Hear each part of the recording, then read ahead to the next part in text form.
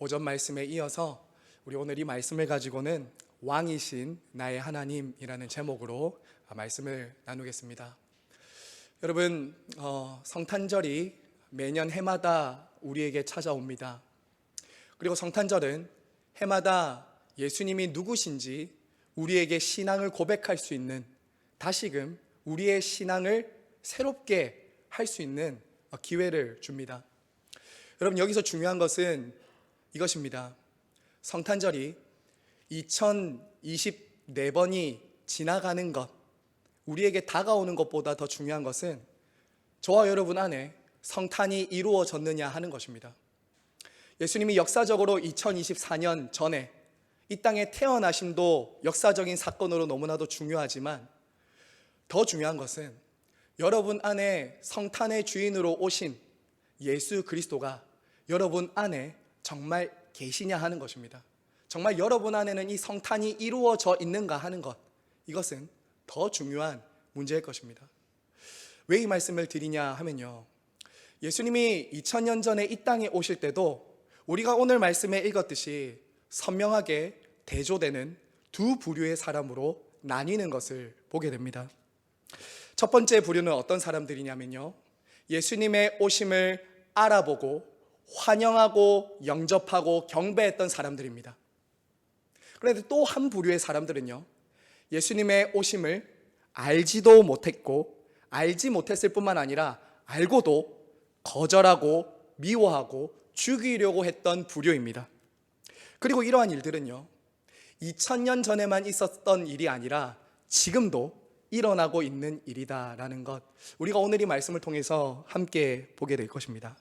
여러분, 먼저 오늘 1절 말씀 한번 보실까요? 1절에 보시면 예수님이 언제 태어났는가, 어디에서 태어났는가라고 말합니까? 헤롯 왕 때에 유대 베들레헴에서 태어났다라고 말합니다.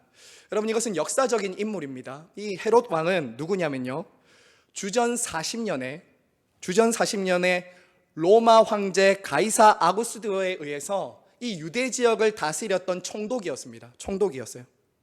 유대 지역의 왕으로 임명을 받아서 약 37년 동안 이 유대 땅을 다스렸던 헤롯 대왕입니다. 헤롯 대왕. 여러분, 역사의 기록에 따르면요, 이 헤롯은 에돔 자손이었습니다. 유대인이 아니었기 때문에 유대인들로부터 마음을 사기 위해서 굉장히 여러 가지 방법들을 강구했어요. 이 장기 집권하기 위해서, 오랫동안 장기 집권하기 위해서 유대인들의 마음을 살려고 했죠. 그래서 무엇을 했냐면요, 그 당시 이 농업과 해상 무역을 굉장히 발전시켰습니다. 그리고 무엇보다 이 헤롯 때에 무엇이 건축되냐면요, 예루살렘 성전이 건축됩니다. 헤롯 성전이라고 말하죠. 그래서 유대인들로부터 굉장히 많은 신임과 인기를 받게 됩니다. 자, 그런데 여러분, 이 헤롯 대왕은요, 굉장히 권력에 집착하던 사람이었습니다. 권력이에요. 역사의 기록에 따르면요, 그는 과대망상증으로 자신의 통치 말년에 장남을 의심해서 죽입니다. 장남을 의심해서 죽여요. 그리고 이후에 얻은 이 두 아들과 자신의 부인이었던 마리암느, 그리고 장모까지도 살해하는 이런 비극적인 일을 이 헤롯 대왕이 저질렀던 사람입니다. 그리고 이후에 어떤 일을 또 저지릅니까? 헤롯이, 우리가 마태복음 뒷부분에 보면 알지만 예수를 잡기 위해서, 유대인의 왕으로 태어나신 예수를 잡기 위해서 그 지역에 있었던 아기들을 다 죽여버리죠. 그만큼 권력에 집착하던 극악무도하고 집념이 강했던 사람이 바로 이 헤롯 대왕이었습니다. 자, 이처럼 권력에 집착했던 헤롯 대왕에게 지금 누가 등장하냐면요, 동방 박사들이 동방에서부터 별을 보고 유대인으로 나신 왕을 만나러 왔다라고 말합니다. 자, 여러분, 1절 다시 보십시오. 동방으로부터 박사들이 예루살렘에 이르러 말하되 유대인의 왕으로 나신 이가 어디 계시냐? 우리가 동방에서 그의 별을 보고 그에게 경배하러 왔노라.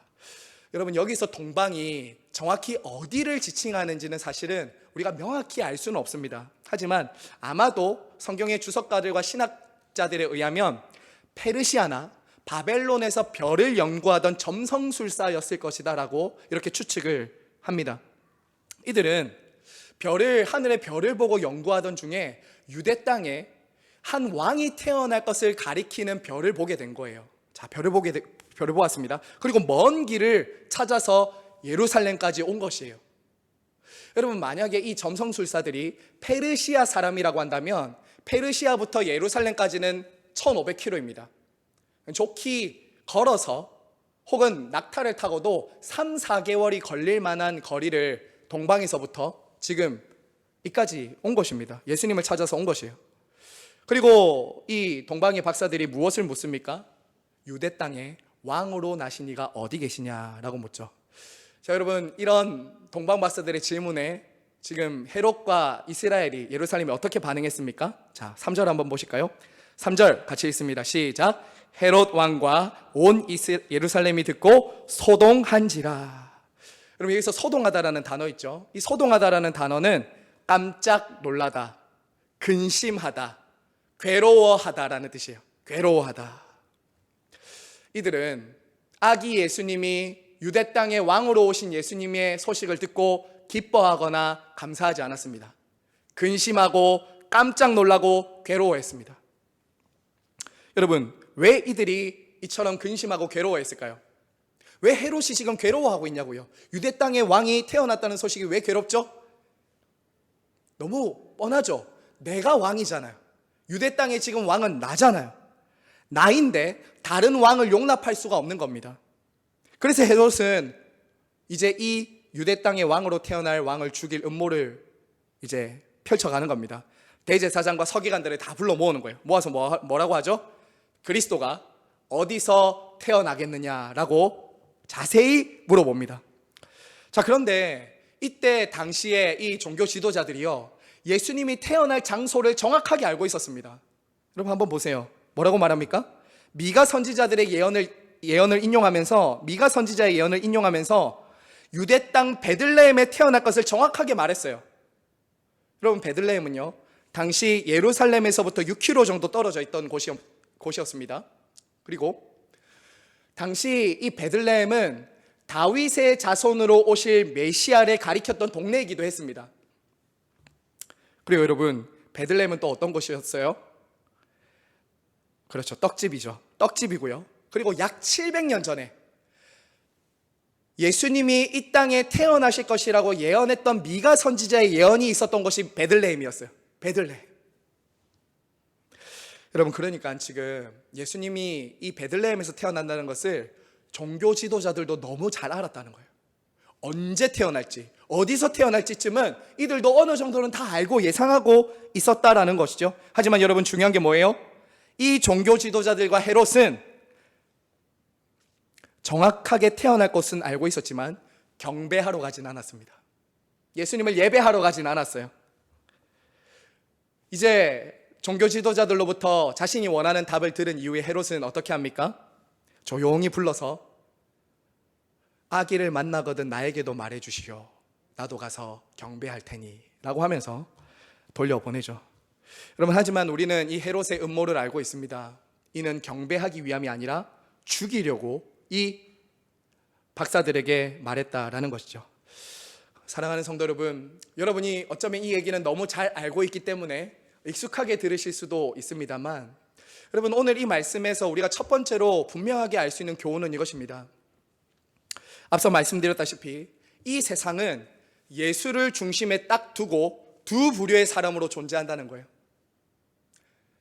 두 부류의 사람들, 그가 가난하든 부자든, 그가 동양인이든 서양인이든, 그가 어떤 사람이든지 간에 상관없이 이 세상은 예수를 중심에 딱 두고 두 부류로 존재한다는 거예요. 오늘 우리에게 가르쳐주는 말씀은 명확합니다. 예수를 중심으로 두 부류예요. 그런데 참 이상하게요, 동방 박사들처럼 유대인도 아니고 성경도 잘 모르고 한 별을 보고 그냥 그 별을 따라서 왔던 예수 그리스도에 대한 최소한의 지식을 가졌던 사람들은 예수님을 만나고 경배하는데요, 그에 비해서는 훨씬 더 많은 성경의 지식과 신학적인 지식들과 하나님에 대한 지식은 있었지만 예수님을 거부하고 죽이려고 했던 사람들이 있었다고요. 여러분, 저와 여러분은 어떨까요? 저와 여러분은 사실은 이때 당시보다요, 신약시대 지금 이 예수님이 태어날 당시보다 훨씬 더 계시가 풍성하게 저와 여러분에게 열려 있습니다. 그렇지 않습니까? 저와 여러분이 예수님을 만나기 위해서 별을 안 봐도 됩니다. 예수님 만나기 위해서 별 안 봐도 돼요. 우리는 하나님께서 더 완벽한 계시인 하나님의 말씀을 주셨기 때문이죠. 그렇죠? 우리는 별 안 봐도 돼요. 꿈 안 꿔도 됩니다. 이 성경을 통해서 예수님이 누구신지, 그분이 하나님의 아들이신지, 어디서 왔고 무엇을 하셨는지 볼 수 있습니다. 저와 여러분은 훨씬 더 풍성한 계시의 시대를 살고 있어요. 여러분, 오늘 마태도요, 우리에게 강조하는 게 뭔지 아십니까? 무려 이 짧은 2장에서만 해도요, 성경을 4번이나 인용해요. 구약 성경을 4번이나 인용하면서 예수님이 약속대로 태어나신 하나님의 아들이라는 것을 끊임없이 말하고 있어요. 무엇을 말하는 것입니까? 그분의 오심은 우연이 아니라는 거예요. 그분의 오심은 어쩌다가, 좀 이런 표현이 우리 젊은이들이 쓰는 용어라 그렇지만 듣보잡이 아니라는 거예요. 예언을 성취하기 위해서 이 땅에 오신 분이 바로 예수 그리스도라는 거예요. 여러분, 사실 여러분 한번 성경을 우리가 잘 알지만 예수님의 탄생뿐만 아니라요, 예수님이 이 땅에 오실 탄생만 예언된 것이 아니라 고난, 죽음, 부활, 승천, 재림까지 약속되어 있어요. 그렇지 않습니까? 예수님의 약속의 책이라고요, 이 책이. 그러므로 우리가 이 땅에 오신 예수 그리스도가 하나님의 아들이며 우리를 구원할 구원자라고 알 수 있는 유일한 계시의 빛은 어디냐? 별이 아니라 이제 성경이죠. 성경을 통해서 예수 그리스도가 하나님의 아들이며 그리스도라는 것을 우리는 믿을 수 있는 거예요. 그래서 우리의 믿음은 철저하게 어디에 근거합니까? 하나님의 말씀. 이 마태가 구약 성경을 4번이나 인용하면서 유대인들에게, 당시 유대인들, 믿었던, 하나님을 믿는다고 했던 그 유대인들에게 너희가 기다리던 메시아가 바로 베들레헴에서 태어난, 구유에 태어난 아기 예수다 라고 말하는 이것을 우리는 무엇을 통해 알 수 있다고요? 구약과 신약의 성경을 통해서 그리스도를 볼 수 있는 거죠. 그래서 여러분, 창세기부터 요한계시록까지 누구의 얘기입니까? 그리스도에 대한 얘기잖아요. 그리스도에 대한 얘기잖아요. 그래서 여러분, 베드로 사도는 이렇게 말했습니다. 여러분, 베드로후서 1장 19절에 보면, 나중에 한번 찾아서 읽어보십시오. 우리가 진리를 알기 위해서 말씀을 부지런히 열어야 되는 이유가 여기 있습니다. 새해가 되면 이제 다시 말씀을 열심히 읽겠다고 다짐을 하죠. 자, 베드로 사도는 그리스도에 대한 진리의 빛을 어디서 발견할 수 있다고 말하냐면 별에 비유하면서 이렇게 말합니다. 별에 비유하면서 베드로후서 1장 19절 이렇게 말합니다. 또 우리에게는 더 확실한 예언이 있어 어두운 데를 비추는 등불과 같으니 날이 새어 샛별이 너희 마음에 떠오르기까지 이것을 주의하는 것이 옳으니라. 샛별이 떠오를 때까지. 이 말씀을 읽고 묵상하고 연구하고 이 말씀을 가까이 하면 할수록 누굴 볼 수 있냐면 예수 그리스도, 그분이 하나님의 아들이시라는 것을 우리는 믿고 받아들일 수 있는 것입니다. 하지만 여러분, 오늘 우리가 본 것처럼 성경에 대한 많은 지식, 성경에 대한 많은 교리가 우리를 구원하는 것은 아닙니다. 당시 종교 지도자들처럼 많은 것을 알고 있다 하더라도, 헤롯 왕처럼 막대한 권력을 가지고 있다 할지라도 예수님을 만나지 못하는 비참한 사람들도 있어요. 교회 안에도 있을 수 있습니다. 여러분, 왜 이런 차이와 대조가 일어날까요? 왜 이런 차이와 대조가 일어날까요? 이거 우리가 알아야 되거든요. 왜 어떤 사람들은 예수님을 알아보고 영접하고 구원받고 어떤 사람은 예수님을 배척하고 거절하고 미워하고 죽이려고 할까요? 바로 자기 자신이 왕이 되어 있는 사람, 자기 의로 살아가는 사람은 예수님을 받아들일 수 없는 거예요. 예수님 받아들일 수 없습니다. 성경의 전체의 가르침은요, 이것을 말합니다. 헤롯 왕이나 종교 지도자들 뿐만 아니라 지금도 여전히 자기 자신이 하나님 자리에 있고 왕이 되어 있고 자기 의로 꽉 찬 사람은 예수님을 구주로 영접할 수 없다고 말해요. 죄인들의 특성이 바로 헤롯이고 종교 지도자들이에요. 종교 지도자들이에요. 여러분, 그래서 한번 여러분 물어보겠습니다. 여러분, 예수님 믿기 전에 이런 말을 들었다고 생각해 보세요. 당신은 하나님 없이는 살 수 없는 사람입니다. 여러분은 예수님을 구주로 믿어야 됩니다. 여러분의 죄를 대신해서 예수님이 십자가에 죽기 위해서 이 땅에 오셨습니다. 당신은 회개해야 됩니다. 당신은 그 왕의 자리에서 내려와야 됩니다. 당신은 옳지 않습니다. 당신은 주인이 아닙니다 라는 걸 여러분 들었다고 생각해 보세요. 불편하지 않습니까? 거부감이 들지 않으세요? 그게 죄인들의 특징이에요. 헤롯 왕과 종교 지도자들의 모습은 하나님을 떠난 아담과 하와 때 타락됐던 모든 인간들 안에 있는 자기의와 자기 중심성의 결과라고요. 자기 중심성의 결과라고. 자기 자신이 주인이고 왕이기 때문에 다른 왕과 주인을 영접하고 싶지 않은 거예요. 다른 주인과 왕이 부담스럽고 불편해요. 우리 주변에도 그렇게 예수님의 존재를 거부하고 싫어하는 사람들이 지금도 있지 않습니까? 있잖아요. 바로 그리고 여러분 기억하세요. 그런 자기 중심적인 독선적인 마음에서 하나님과 사람에 대한 악과 증오와 미워하는 마음이 생깁니다. 잘 들으세요. 그런 자기 중심적이고 독선적인 마음에서 하나님과 다른 사람을 향한 악과 증오와 미움이 나온다고요. 자기 중심성에서. 어떻게든 사람들은 자기 왕좌를 지키고 싶어요. 어떻게든. 때로는요, 여러분, 종교를 이용해서 자기 의를 내세우기도 합니다. 도덕, 윤리, 종교, 철학, 하나님 아니고 이것들을 통해서 자기 의를 부지런히 만들어가는 거죠. 또 반대로는 어떻게 합니까? 종교를 버리는 무신론자가 되어서 하나님을 무시하고 멀리하기도 합니다. 똑같은 방식이에요. 헤롯과 종교 지도자를 했던 똑같은 방식이지 드러나는 것만 다를 뿐 똑같다는 거죠. 이것이 여러분 바로 로마서 3장에서 말하는 것입니다. 모든 사람이 죄를 범하였음에 하나님의 영광에 이를 수 없었더니, 이거예요. 하나님과 원수되어 있는 사람이죠. 자, 그럼 여기서 중요한 것은 이것입니다.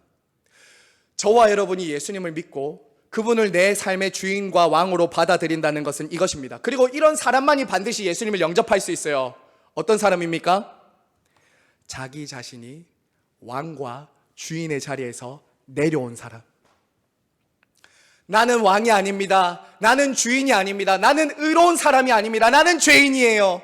나는 주님 없이는 살 수 없습니다. 라는 사람이 예수님을 왕과 주인과 그분의 의를 받을 수 있어요. 받을 수 있어요. 여러분 정말 이렇게 예수님 믿고 계십니까? 정말 이런 영적인 파산이 뭔지 알고 계세요?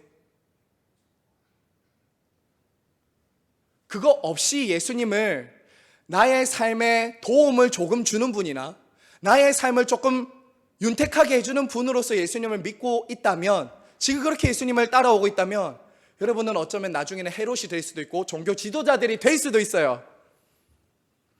정말입니다. 교회 안에 그런 사람 많아요. 의외로 많습니다.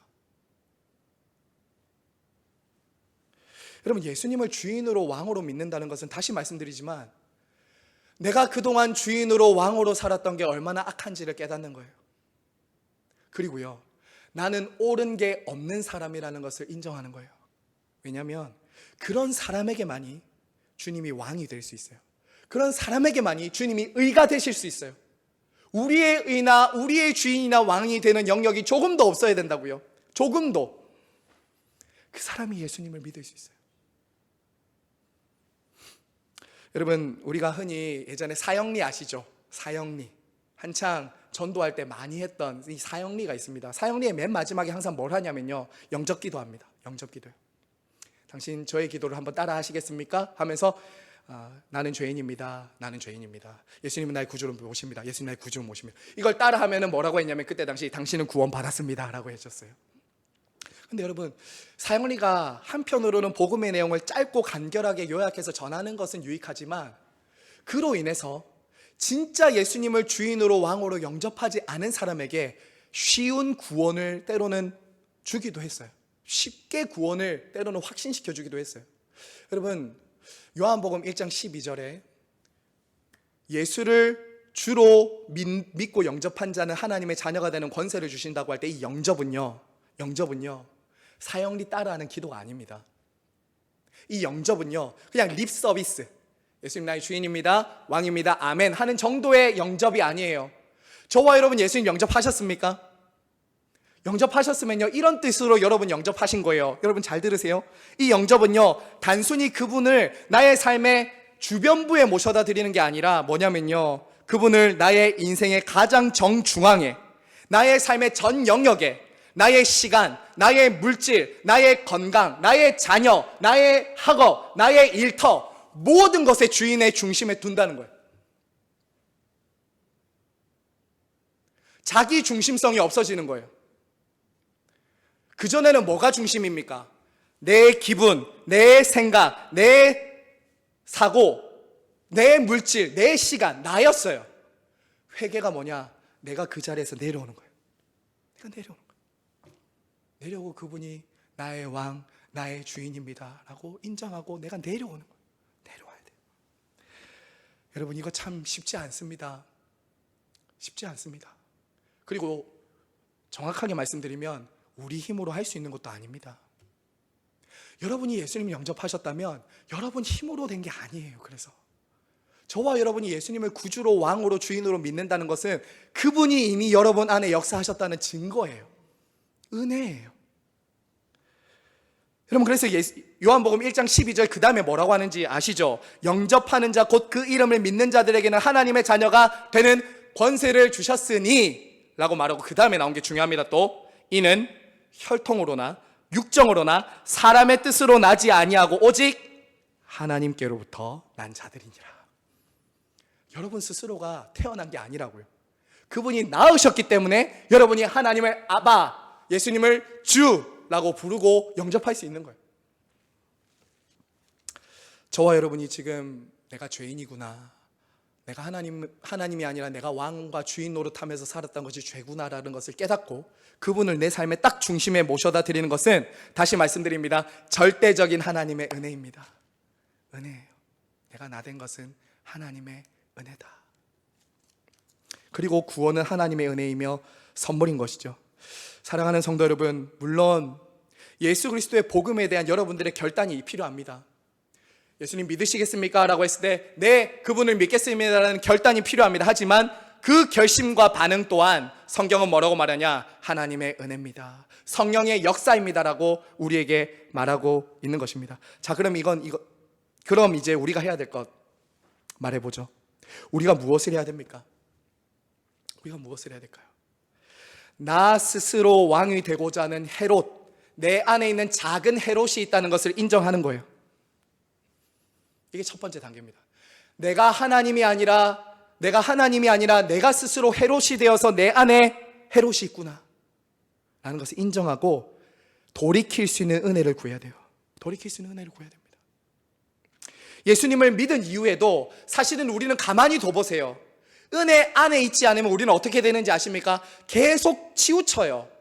계속 치우친다고요. 내가 주인이 되고 내가 왕이 되는 방식으로 자꾸 가려고 해요. 여러분이 한번 가만히 한 달만 성경 읽지 않고 예배 드리지 않고 기도하지 않고 여러분 마음대로 한번 있어 보십시오. 점점 여러분이 왕이 되는 쪽으로 기울어질 겁니다.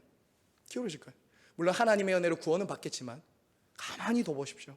여러분은 내가 왕이 되는 방식으로 계속 가게 될 거예요.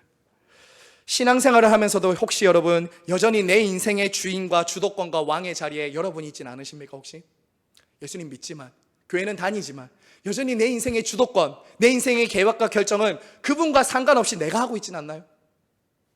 여러분, 그렇다면 헤롯이 될 수 있습니다. 헤롯이 될 수 있어요. 하나님의 말씀과 성령의 지도하심이 있는데 불편하시고 그게 싫고 거부하고 싶은 마음이 든다면 그 여러분의 자존심이나 여러분의 생각이 아니라 여러분 안에 있는 헤롯이라고요. 헤롯. 예수님을 영접하고 싶지 않은 거예요. 예수님 말씀 듣고 싶지 않은 거예요. 이게 우리 안에 죽여야 될 헤롯이라고요. 사랑하는 성도 여러분, 그러므로 저와 여러분 가운데 아직 정말 예수님을 나의 주님, 나의 왕으로 고백하기 정말 여러분은 아시잖아요, 스스로. 그런 분이 계시다면 여러분, 예수님을 여러분의 왕과 주인으로 다시 영접하기를 간절히 바라고 소망합니다. 그렇게 할 때 여러분의 인생에는요, 참된 행복과 평안, 만족이 주어집니다.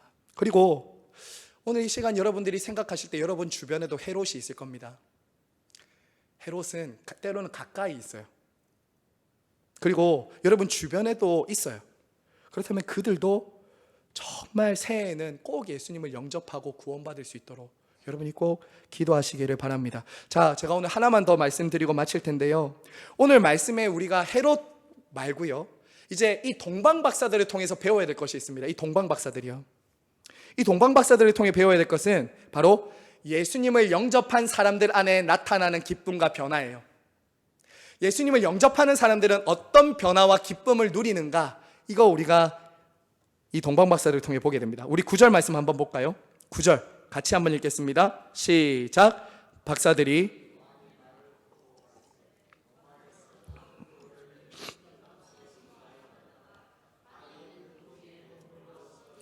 그리고 10절 이어서 읽겠습니다. 시작.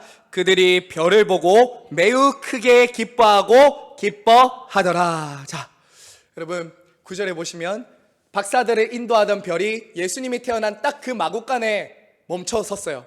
여러분 마구간은 말 그대로 말들과 소들, 양들이 풀을 먹고 잠을 자는 자리가 마구간이잖아요.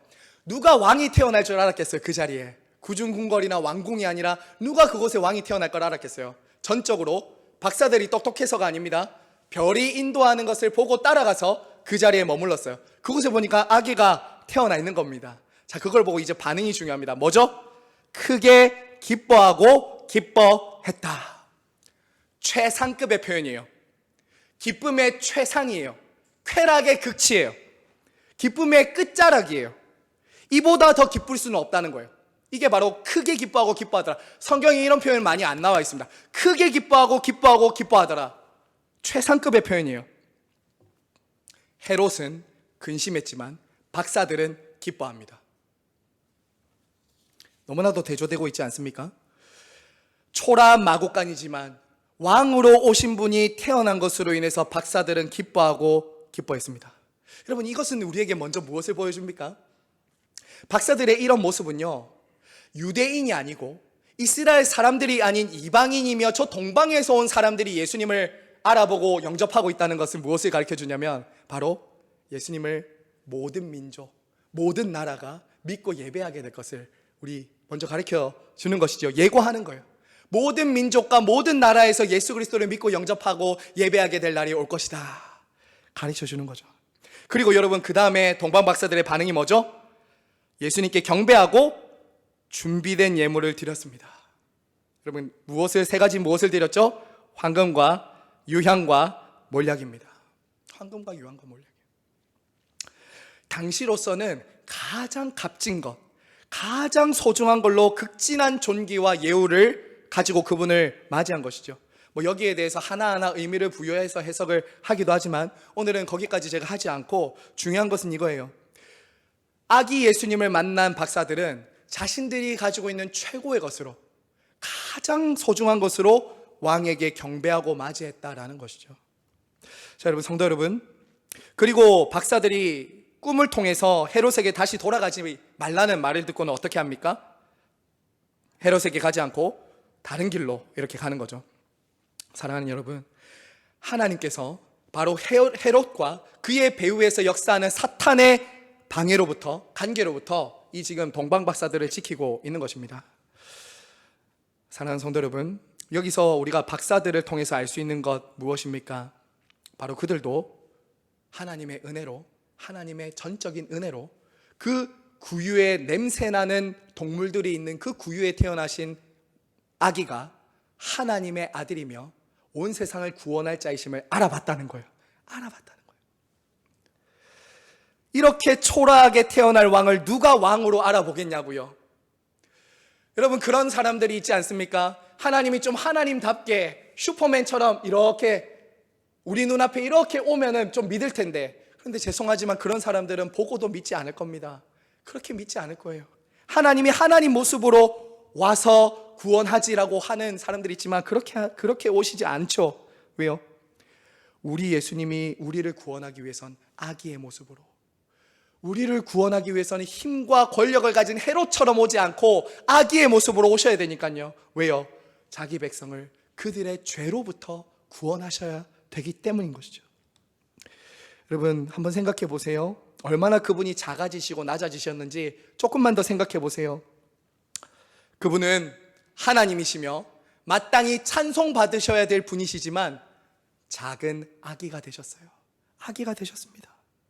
심지어 누구도 생각하지 못한 저와 여러분, 우리 중에 다들 산후조리원에서 태어나셨을 텐데 누가 다리 밑에서 주워온 얘기를 한 번씩 하긴 하지만 여러분 정말 우리 웬만하면 병원에서 다 태어나시잖아요. 근데 예수님은 마구간, 그것도 구유에 밥통에서 태어나셨다고요. 그리고 생각해 보세요. 누구도 생각하지 못한 베들레헴이라는 시골에서 태어나셨습니다.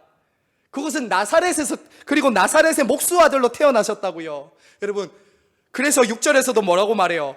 유대 땅 베들레헴아 너는 유대 고을 중에 가장 작지 아니하도다라고 하죠.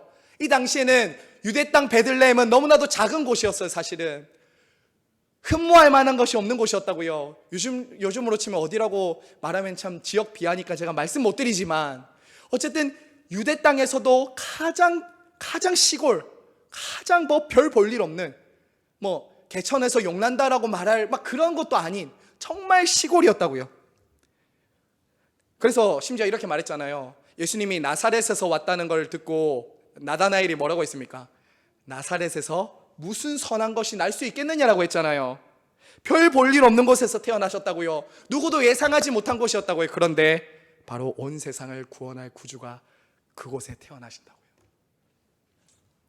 우리를 위해 얼마나 작고 낮아지신 것입니까? 사랑하는 성도 여러분, 만약에 한번 바꿔서 생각해 볼게요.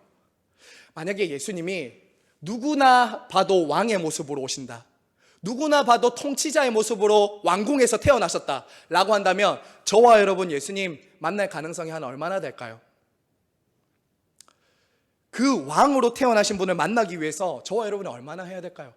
그분 쉽게 만날 수나 있을까요? 돈이 좀 많고 좀 지위가 높으신 우리 중에 좀 명성 있으신 분들은 예수님 한 1년에 한 3번 볼 수 있을 것이고, 저같이 가난하고 돈 없는 사람은 예수님을 볼 수도 없는 그런 사람 아니겠습니까? 만약 예수님이 그처럼 왕의 모습이나 권력자의 모습이나 세상이 말하는 그런 왕의 모습이나 누가 봐도 저 사람 금수저, 누가 봐도 저 출신이면, 누가 봐도 저 사람이면 대단하니까 저 가문에 태어날 거야 라고 말한 그 사람으로 예수님이 오셨다면 생각해 보세요. 저와 여러분 예수님 만나기 쉽지 않습니다. 만약 예수님이 저와 여러분의 자격과 조건을 보시고 구원하신다면 정말 누가 구원받을 수 있냐고요. 그래서 여러분 예수님이 베들레헴 구유에 태어나신 것은 저와 여러분을 위함입니다. 저와 여러분을 위함이에요. 그래서 여러분은 작지 않습니다. 그래서 저와 여러분은 작지 않아요. 베들레헴처럼, 어쩌면 나사렛처럼 무슨 선한 것이 제 안에, 여러분 안에 나올 수 있을까요? 우리 안에서는 선한 것이 구원이 날 수가 없습니다. 그래서 예수 그리스도께서 베들레헴의 나사렛에서부터 오신 것이죠. 우리를 구원할 왕이 되시기 위해서인 것입니다. 여러분, 저와 여러분이 처음 예수님 만났을 때가 언제십니까? 예수님 영접했던 때가 여러분 언제세요? 그때 여러분 어떠셨어요? 성도는 크게 기뻐하는 사람들입니다. 크게 기뻐하는 사람들이에요. 여러분, 기쁨이 신앙생활의 굉장히 큰 핵심입니다. 신앙생활 하시는데도 어떤 분들은 너무 인상을 쓰고 계세요. 지금은 안 계십니다. 다시 저를 보고 웃으시는데, 여러분, 신앙생활의 핵심은 기쁨이에요. 오늘 동방박사들이 예수님을 보고 인상 썼습니까? 예수님 보고 인상 안 썼잖아요. 예수님 보고 기뻐하고 크게 기뻐했다. 이건 제가 뭐라 했어요? 기쁨의 최상급이라고요. 여러분이 예수님 처음 만나셨을 때, 여러분이 예수님을 처음 영접하셨을 때 이 기쁨이 있으셨죠? 없었다면 신혼조회를 한번 해봐야 됩니다. 생각해 보세요, 여러분. 암 환자가 치료약이 생겨서, 불치병 환자가 치료약이 생겨서 내가 낫게 됐다. 물에 빠져 죽어가는 사람을 누가 건져줘서 하고 나왔다. 그때 인상 쓰면서 아이 와나 구했노 이렇게 할 수 있습니까? 없잖아요. 와, 죽었다 살아난 사람의 기쁨, 죽었다 살아난 사람이 기뻐하는 그 기쁨이 예수님을 영접한 사람들에게 주어지는 기쁨이라고요. 저분이 나 때문에 오셨구나, 저분이 나 때문에 죽으셨구나, 저분이 나의 하나님이시구나 만났을 때 있잖아요. 저도 그때가 있어서 이 자리에 있는 거거든요. 그런데 여러분, 이 기쁨은 감정에만 머물지 않습니다. 절대 감정에 머물지 않아요. 그 기쁨은 어디로 나가죠? 구체적인 헌신과 섬김으로 나갔어요. 동방 박사들이 뭐 했다고 했죠? 황금과 유황과 몰약을 주님께 드렸습니다. 하나님께 드리는 예물, 하나님께 드리는 헌신은 억지로 마지못해서 하는 것이 아닙니다. 기쁨과 자원함으로 하는 것이지요. 왜 그렇습니까? 그분이 우리를 위해 가장 귀한 것을 내어주셨기 때문에. 그리스도께서 하나밖에 없는 당신의 아들이 오셔서 우리를 위해서 당신의 모든 것을 내어주셨기 때문에 그 은혜와 사랑을 받은 사람이 헌신하는 것이죠. 그래서 여러분, 세상은 모르는 거예요. 그래서 세상은 이렇게 말하는 거예요. 야, 교회 그만 좀 해라. 야, 그 교회 그렇게 헌신하고 섬기면 밥이 나오나 떡이 나오나? 밥도 주고 떡도 주는데 사실 아마 그렇게 뭐하러 그렇게 열심히 하노? 왜 그래요? 은혜를 모르니까 그럴 수밖에 없는 거예요. 은혜를 우리는 알기 때문에 헌신하고 순종하고 하나님께 예물을 드리는 거잖아요. 누가 그거 헌신하고 예물해서 구원받을 사람, 그 구원받기 위해서 하는 사람이 있습니까? 우리 중에 아무도 없어요. 받은 은혜가 커서, 받은 사랑이 커서 하는 거잖아요. 사랑하는 성도 여러분, 저와 여러분 지금 이 시간 예배 드리는 것도 마찬가지죠. 의무감에 습관처럼 형식적으로 이 예배 시간 버티고 견디시면 안 돼요. 크게 기뻐하고 기뻐하면서 예배 드리셔야 돼요. 샛별이 떠올라서 여러분들에게 비치고 하나님의 아들이 이곳에 함께 하시면서 여러분에게 당신을 주는 시간이 예배의 시간이에요. 저는 목사로서 그 예배의 시간에 그리스도를 받고요, 여러분은 말씀을 통해서 받고 그분에게 다시 영광을 돌려드리는 거죠. 이게 예배라고요. 이게 동방박사들이 하나님께 경배했던 것과 우리가 지금 경배하는 것이 동일하다고요. 받은 은혜에 감사해서 시간과 생명과 물질을 가지고 주님을 예배하는 것, 이게 동방박사들의 예배와 저의 예배예요. 혹시 이 세상에 너무 작고 가벼운 기쁨 때문에 이 기쁨을 놓치고 살아가고 계시다면 여러분, 다시 기쁨의 이유가 예수 그리스도가 되기를 간절히 바라고 소망합니다. 말씀을 읽겠습니다. 여러분, 저는 오늘 말씀을 묵상하다가 마지막 이 말씀이 참 제게 참 많이 와닿았어요. 6절 말씀 제가 다시 읽겠습니다. 또 유대 땅 베들레헴아, 너는 유대 고을 중에 가장 작지 아니하도다. 내게서 한 다스리는 자가 내게 나와서 내 백성 이스라엘의 목자가 되리라. 여러분, 이렇게 한번 얘기하면 좋겠어요. 우리 자기 자신을 향해서, 베들레헴아, 너는 작지 아니하도다. 네, 우리 허성현 목사님 저희 평소에 잘 맞거든요. 잘 맞는데 오늘 잠깐 좀 이렇게 버벅거립니다. 조금 이해해 주시고 한 번 더 해보겠습니다. 베들레헴아, 너는 작지 아니하도다. 여러분, 때로는요, 내가 나를 봐도, 옆 사람이 나를 봐도, 세상 사람들이 나를 봐도 작게 여겨질 때가 있어요. 그렇죠? 내가 뭐 잘난 게 있습니까? 우리가 뭐 고만고만한 사람들이고, 아무리 내가 수입이 많고 내가 높은 자리에서도 더 많은 그 상대적인 가치들이지 절대적인 기준 앞에서는 늘 우리는 살아야 된다고요. 우리는 상대적인 이 세상의 가치에 따라서 나는 작아, 초라해, 안 돼, 그렇게 여러분 자신을 보지 마십시오. 여러분은 예수 그리스도가 여러분 안에 있는 사람들입니다. 여러분의 가치는 예수 그리스도가 계신 것만큼의 가치예요. 그리고 하나님은 여러분에게 최상급, 최고의 것을 주셨어요. 아들을 주셨어요. 여러분은 작지 않습니다. 여러분은 절대 작지 않습니다. 이 세상에 알지 못하는 예수 그리스도로 인한 기쁨과 감격이 이 성탄을 맞이하는 저와 여러분에게 충만하시길 간절히 바라고 소망합니다. 함께 이 시간 찬양하고 기도하겠습니다. 우리 예수 우리 왕이여, 이 찬양 우리 정말 마음으로 이 땅에 왕으로 오신 예수님께 경배하면서